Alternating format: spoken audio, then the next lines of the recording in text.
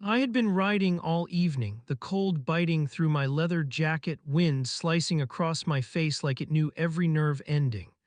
My bike hummed beneath me, a steady companion in the darkness of this empty highway. Snow dusted the asphalt, faintly glowing under the weak streetlights that flickered overhead. It was the kind of night that made every sound, my engine, the crunch of gravel, feel louder, sharper, more significant. I pulled my scarf tighter, letting my eyes sweep across the horizon. This stretch of road had always been lonely, even in summer. But tonight, with the frost biting and the fog rolling low, it felt like the world had narrowed to just me, the black leather on my hands and the hum of my engine. I knew the road, every curve, every pothole. I had ridden it countless times. But I also knew the other shadows, those that wore badges, those that had the power to turn a routine night into a memory I might never forget. And then in the distance, a flicker of red and blue. At first, I thought it was a passing car. But as the lights drew closer, flashing and relentless, I realized I was being followed. The hairs on the back of my neck stiffened, my stomach clenched. I slowed slightly, giving the signal that I was cooperating, hoping my hands would stay steady if they asked me to pull over. I knew the routine. I had been stopped before. I knew how it felt to have someone hold your life in the balance of a glance, a tone of voice, a decision made in a fraction of a second. And I knew the rules of survival: stay calm, stay polite, stay human. The cruiser pulled up behind me, tires crunching on the icy asphalt. The engine cut off, leaving an eerie silence that made the night feel heavier. The officer stepped out, tall, rigid, uniform, crisp. His gaze found me instantly, sharp and assessing, like he was weighing the worth of my existence in the seconds it took to inhale and exhale. "License and registration," he said, voice flat but carrying a weight that made it clear he could enforce consequences on the spot. I nodded, reaching for my wallet. My hands were steady, even as my heart began to thump like it wanted to leap out of my chest. I handed him my documents, careful to keep my movements calm, deliberate. He took them, eyes scanning over the papers, then back to me. "Where are you headed?" He asked, tone neutral but with an undercurrent that hinted he already didn't like the answer.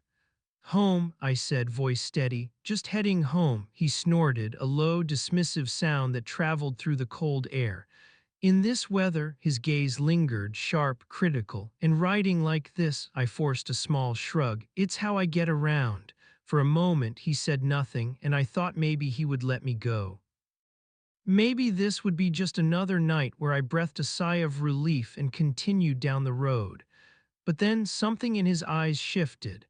A look I had seen before, the look that judges before it hears, that assumes before it asks, that can turn legality into humiliation with a single motion. "Step off the bike," he said. The words landed like a slap. My hands stayed where they were, careful not to move too fast. My jaw tightened. I complied, feeling the cold bite into my boots as I swung my leg off the bike. My helmet came off, letting the frost and wind hit my face directly. "Hands behind your back," he added, and I froze. I did as instructed, feeling the sharp wind and the icy asphalt beneath my fingers. I knew the ritual. I had seen the videos, heard the stories, felt the weight of the world on my shoulders in moments like this. And yet, standing there exposed, my dignity stripped down to nothing more than a name on a license, I realized how profoundly alone one could feel on a highway that suddenly seemed endless. Minutes stretched, seconds felt like hours. He walked around me, glancing at the bike, glancing at me, eyes calculating. The cold made my teeth chatter, my breath visible in the air like thin clouds, and then faintly at first I heard it, the distant hum of engines, faint but growing. My chest tightened, not with fear, not yet, but with a strange, unnameable anticipation. The cop didn't notice. He was too wrapped up in his own power, his own authority, his own certainty.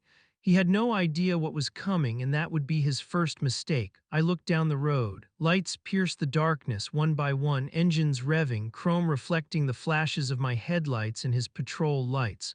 A low rumble became a thunderous roar. I could count at least 50 bikes.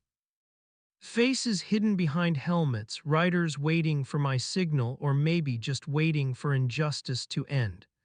The cop's confidence didn't waver yet. He had no clue, not even a hint, not even a suspicion. I inhaled, letting the cold fill my lungs, letting the tension sharpen every nerve. And then I smiled, not a polite, small smile, but one that carried everything I had felt tonight: humiliation, fear, pride, resilience. I knew the night was about to change. And I knew that in just a few moments, the power dynamic would shift so fast, it would feel like the world itself had turned on its axis. The engines roared louder, the first riders coming into view, and the cold wind didn't feel so biting anymore. The silence that had pressed down on me lifted slightly, replaced by the sound of solidarity, loyalty, and justice rolling toward us. I was no longer alone. And the officer, standing there with his authority and ego, had no idea what was about to hit him. The first bikers reached the highway just as the cold wind hit harder against my face. The cop hadn't noticed yet, still standing there with that smug, calculating look, assuming he had control. He didn't see the sea of black leather jackets, the glint of chrome, the rhythmic pulse of engines closing in. I could feel the vibrations through the asphalt as the first dozen bikes pulled up behind me, their headlights slicing through the darkness like daggers. The rumble grew louder, echoing in the cold air, shaking the silence that had pressed down on me moments ago. Riders started slowing, forming a line, engines idling in a synchronized growl that seemed almost alive. The officer's gaze flicked to the road, finally catching the first lights in the distance. His confidence faltered ever so slightly, but he masked it quickly with a cough and a sharper glare. "Move along," he barked, voice tense, trying to regain control. I stayed calm, hands still behind my back, letting the cold bite at me, letting every second stretch. The bikers slowed even more, forming a semicircle around the scene, their presence unmistakable, undeniable, 50 strong, silent but powerful, each bike a statement, each rider a witness, each engine a heartbeat of solidarity. My chest tightened, not with fear this time, but with something fiercer. A quiet power, a sense of community that no uniform could suppress. I caught a glimpse of one biker taking off their helmet, revealing a face that mirrored my own, anger and resolve burning behind steady eyes. I knew we were connected by more than the road, more than the ride. We were connected by the injustice we had all faced at some point. The cop's hand twitched near his radio, the words stuck in his throat. He wanted backup, wanted control, wanted to reassert the authority that had just evaporated in the cold. But he couldn't, not tonight, not with 50 riders surrounding him, with engines vibrating in unison, with the silent stare of dozens of people who had seen too much to ignore this. He finally spoke, voice louder, trying to mask panic. "Step away from the bikes, move back." I shook my head slightly, letting the motion carry confidence, letting the message be clear without saying a word. He was facing a wall of solidarity. He couldn't arrest us all. He couldn't humiliate me in front of this group, and deep down he knew it. The bikers moved subtly, a silent signal to show support but not escalate.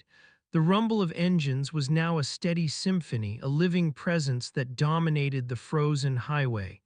I could see the tension in his jaw, in his eyes, in the tight grip he held on his flashlight. He was cornered without knowing it, and that realization made him more dangerous and yet powerless at the same time. I remembered my father's words before I left that day: "Stand tall, even when it feels like the world is against you. Let them see that your spine isn't broken. Let them feel the weight of respect they owe you." I straightened my shoulders, letting my gaze meet his directly. I didn't flinch. I didn't apologize. I simply existed in my own truth, surrounded by the hum of solidarity, knowing the moment was mine to own. And then a figure emerged from the front of the pack, a woman I had seen at rides before, a leader among the group. She revved her engine sharply, the sound slicing through the cold night air like a warning. The officer flinched instinctively, realizing the threat was not just physical but symbolic. His authority wasn't just questioned, it was being overshadowed. The woman rode slowly toward the officer, stopping just short of him. She raised her hand in a calm, commanding motion, not threatening, just declarative. Engines roared quietly in unison. The officer swallowed hard, no words coming. "You've made a mistake," she said clearly, her voice carrying across the cold asphalt, steady and undeniable. "This man is not your target, he is not your suspect, and you are not in control here." I could feel the weight of the moment settle over the highway. The night that had begun with humiliation and fear was transforming into something else: recognition, justice, a reminder that power without accountability is fragile. The officer finally took a step back, and I knew that his next move would define the story of this night. The riders formed a protective perimeter, engines vibrating softly, breathing life into a collective courage that no single badge could suppress. I exhaled slowly, letting the cold wind carry away some of the tension. This wasn't about winning. It wasn't about revenge. It was about being seen, being respected, being recognized in a world that often assumed my existence was a mistake. The leader of the riders gave a nod, signaling that our presence had been enough. I swung back onto my bike, the engine roaring to life beneath me. I felt the power of 50 bikes behind me, the solidarity almost tangible, pushing me forward. The officer stepped aside, hands raised slightly in defeat, the arrogance stripped from him in the quiet authority of numbers and righteousness. I started moving again, engines growling in approval, and for the first time in a long time, the cold night felt like an ally instead of a prison. We rode together, the 50 bikes and I, slicing through the darkness, leaving behind the tension, the humiliation, and the fear. The highway opened before us, wide and endless, and I realized something profound. Dignity isn't given, it's taken, and tonight I had taken mine. The highway stretched out in front of us, lights cutting through the blackness like streaks of defiance. The 50 riders behind me weren't just a line of bikes, they were a statement. Every engine hum, every chrome gleam, every helmeted face told the officer what he already knew but didn't want to admit. He was outnumbered, outmatched, and completely powerless to impose fear. I tightened my grip on the handlebars, feeling the vibrations through my hands, through my core. It wasn't just the bikes. It was the collective energy of everyone behind me, a heartbeat that synchronized with mine, a rhythm that said, "You are not alone and they cannot touch you when we are together."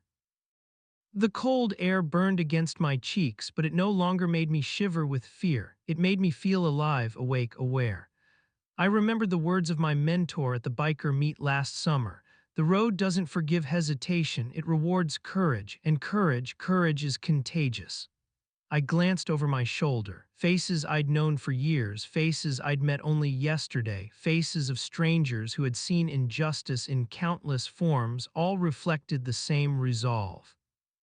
I caught the eye of a young rider, barely out of high school, and saw the same pride in their posture that I felt in my own. They were learning what it meant to stand, truly stand, for something that couldn't be taken away. The officer was struggling to regain control, pacing on the shoulder of the highway, waving his flashlight in frantic, jerky motions. He barked into his radio, but there was no backup coming fast enough to matter. The gleam of the reflective vests of other patrol cars appeared in the distance, but the riders had already anticipated the approach. They didn't flinch. My mind replayed the humiliating moment from 5 minutes ago, the unfair stop, the sneers, the condescension in his voice. But now that moment had shifted. The power had changed hands silently, decisively, without a single shot fired. The humiliation that had weighed me down was replaced with clarity, and clarity made space for confidence. I saw him glance nervously at the side mirrors, then at the line of bikes stretching into the night. He realized in a slow, sinking way that this wasn't a confrontation he could control. He tried again, shouting over the roar of engines, "Step off the bikes, disperse." The leader in front, the woman I recognized from the last ride, gave a subtle nod and the formation adjusted. They spread out, creating a perimeter around me, a moving wall of solidarity that made it impossible for the officer to approach without confronting 50 witnesses. He hesitated, hands hovering near his holster, but he didn't advance. He knew he had no authority over this scene, and the knowledge was etched across his face. The hum of the engines felt like a living thing now, a pulse that ran through me. I remembered what my father always said about standing up to those who try to belittle you. They feed on your fear, starve them of it, let your calm be louder than their rage. I breathed in deeply, feeling the cold air mix with adrenaline.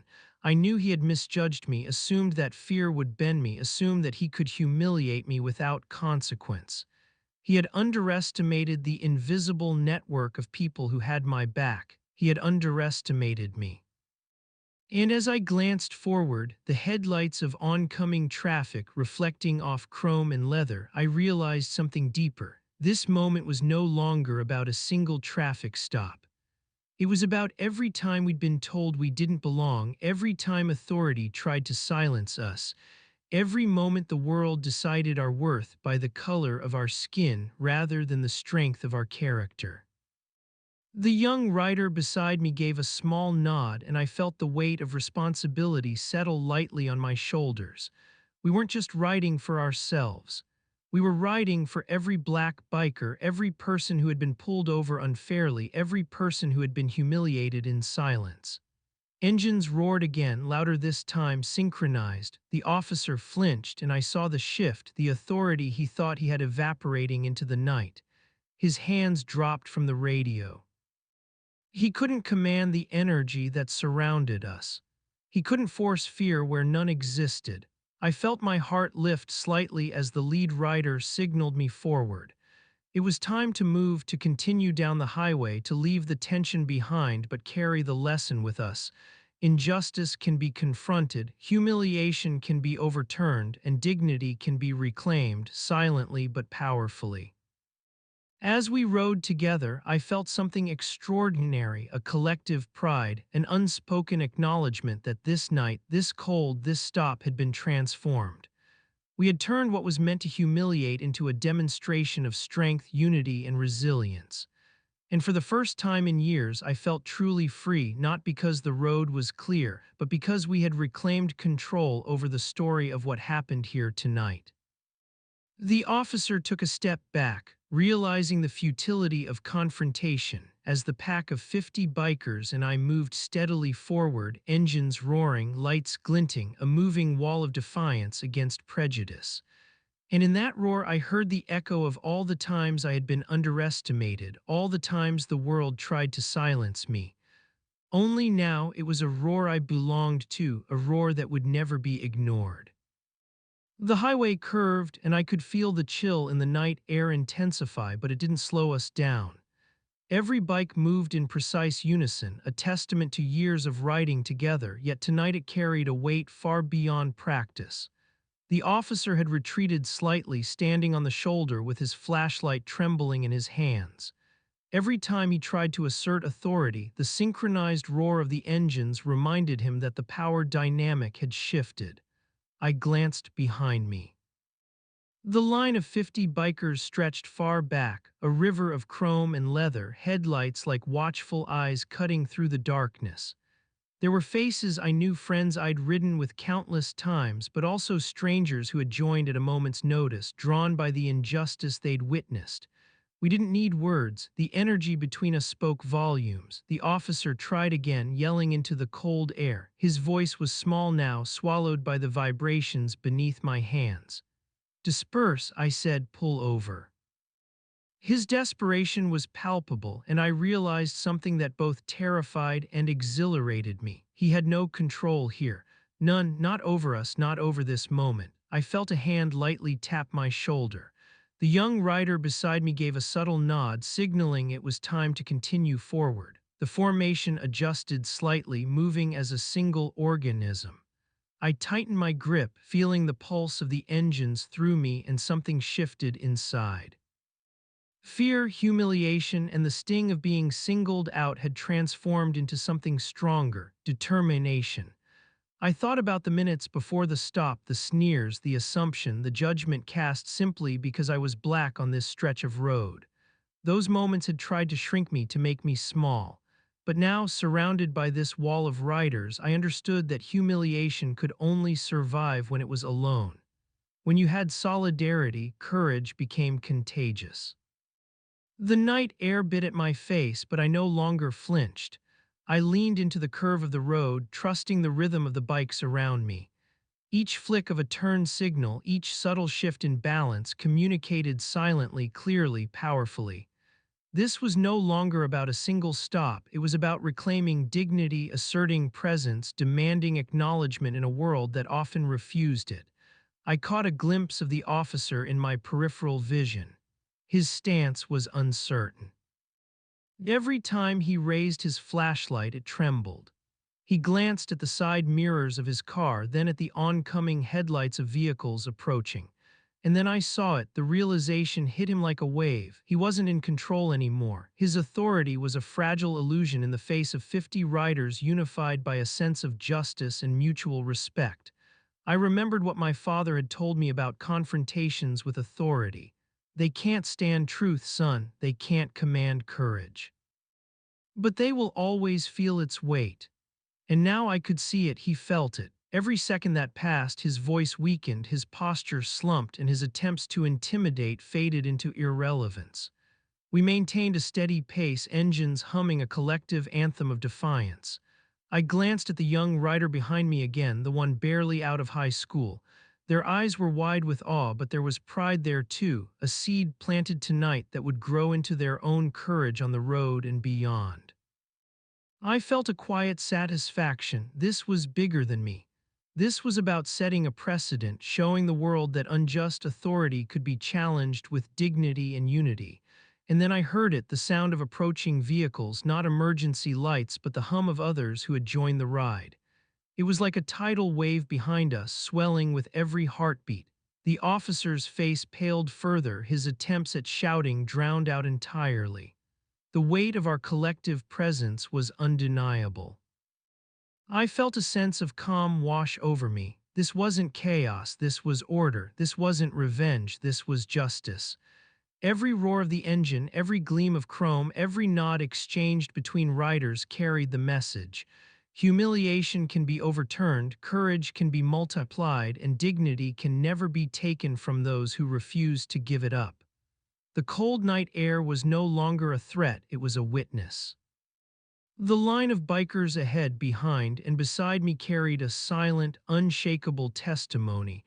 We had faced injustice, we had been singled out, and together we had turned fear into strength. The officer took a step back, finally lowering his flashlight, realizing this was a confrontation he could not win. And in that instant, I understood something vital. The ride was never just about the stop. It was about reclaiming identity, asserting worth, and proving that solidarity is a force far stronger than intimidation.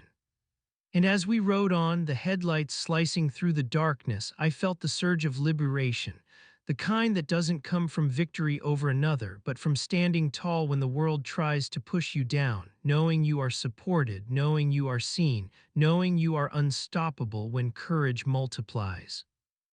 The highway stretched endlessly ahead, the cold wind stinging my face, but I no longer felt the chill.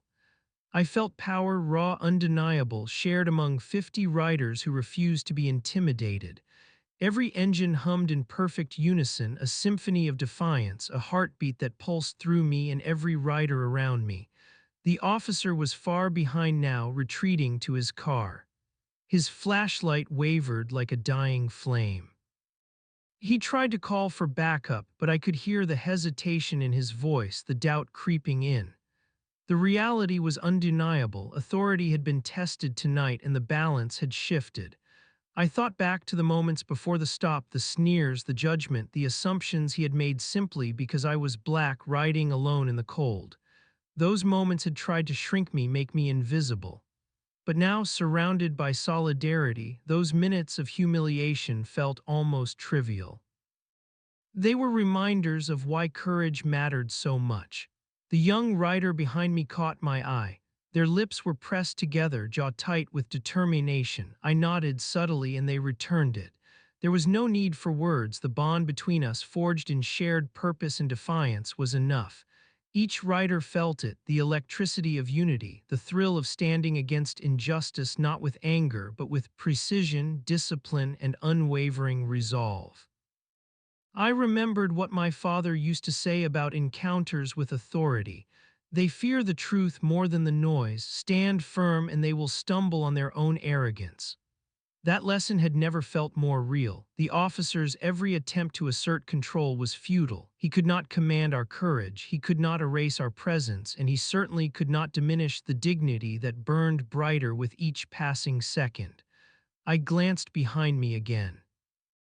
The line of bikers stretched farther than I had imagined, headlights cutting swaths of light through the darkness.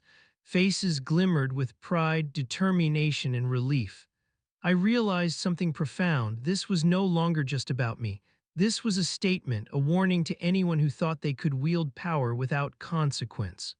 A sudden noise caught my attention, the distant rumble of approaching traffic.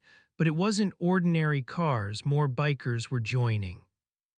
50 had become 70, then 80, as riders from nearby highways diverted toward the scene, drawn by the radio calls and word of mouth. The officer's authority diminished further, reduced to a whisper against the roar of solidarity. My mind wandered for a moment back to the first seconds of humiliation when he had singled me out, when his smirk had tried to claim ownership of the road. That smirk would never reach me again. It had been replaced by clarity. Fear is temporary, courage is contagious, and injustice cannot stand in the presence of collective resolve. The highway seemed smaller now, almost sacred, the cold wind a baptism of truth. Each turn, each lean, each rev of the engine carried a message. We would not be silenced, we would not be dismissed, we would not be broken. The officer slowed his retreat, unsure whether to act, unsure whether to flee. Authority was nothing without respect, and he had lost that respect before the first engine even roared. I felt a strange calm settle over me. I had entered this ride with anger and frustration, with humiliation and fear. Now all of that had transformed. I rode not just for myself, but for every rider who had ever been judged, every person who had ever been made small, every voice that had been dismissed. The night deepened, stars blinking above, the hum of engines blending with the rhythm of our collective heartbeat. There was power in this unity, a sacred defiance that could not be ignored. The officer could call for reinforcements, for orders, for laws, but laws and orders pale in the presence of shared courage and undeniable dignity. I glanced at the riders around me. Young and old, men and women, experienced and new, they all shared the same expression, steady, unflinching, and resolute. There was no room for fear here, only action, only presence, only the undeniable assertion that we would not be made small again. And in that moment I understood tonight was never just about a stop. It was a lesson in visibility, in solidarity, in standing tall even when the world tries to bend you. It was a reminder that humiliation can be overturned, that courage can ripple outward, and that the collective presence of those who refuse to be silenced is unstoppable. The officer's car finally disappeared in the rearview mirror, fading into nothingness, leaving only the glow of headlights, the steady hum of engines, and the overwhelming sense of vindication. We had faced injustice, endured humiliation, and transformed it into something greater, a testament to resilience, unity, and the power of standing together. The highway opened up ahead, dark and infinite, but no longer intimidating. It was ours. Every mile we rode, every rev of the engine, every glance shared between riders carried the message: we will not be erased, we will not be forgotten, and we will always rise together against those who try to diminish our worth. The morning sun had just begun to break over the horizon, painting the highway in streaks of gold and orange. The cold of the night had faded, replaced by the warmth of victory, yet the memory of humiliation still lingered, a reminder of how close I had come to being diminished. But I was no longer alone. Every rider around me, from the youngest to the oldest, understood the truth. We were seen, we were heard, and we would never be ignored. The officer's car had vanished hours ago, leaving behind a silence that was no longer oppressive but triumphant. The roar of our engines now carried a different message, not of fear or confrontation, but of unity, justice, and reclamation. Every rev was a heartbeat, every turn a declaration. We had rewritten the narrative of that night. I thought back to the first moments when his authority had tried to crush me, when the sneer on his face had felt like a verdict before any word was spoken. How fragile that power seemed now, how impotent it had become in the face of collective resolve. And I realized that humiliation is temporary, but courage is immortal. The riders began to disperse slowly, each taking their own path home, yet all bound by the invisible thread of shared experience. There were nods, small gestures of recognition, silent acknowledgments that spoke louder than words ever could. I returned the gestures, my heart swelling with a sense of belonging I had never felt before. This was more than a ride, it was a statement, a movement, a lesson in resilience. I stopped at a familiar overlook, the wind whipping through my hair, and looked out over the city below. Its streets were quiet now, unaware of the defiance that had just traversed its highways. Yet within me and within every rider who had stood beside me, a fire had been lit, one that would burn far beyond this cold early morning.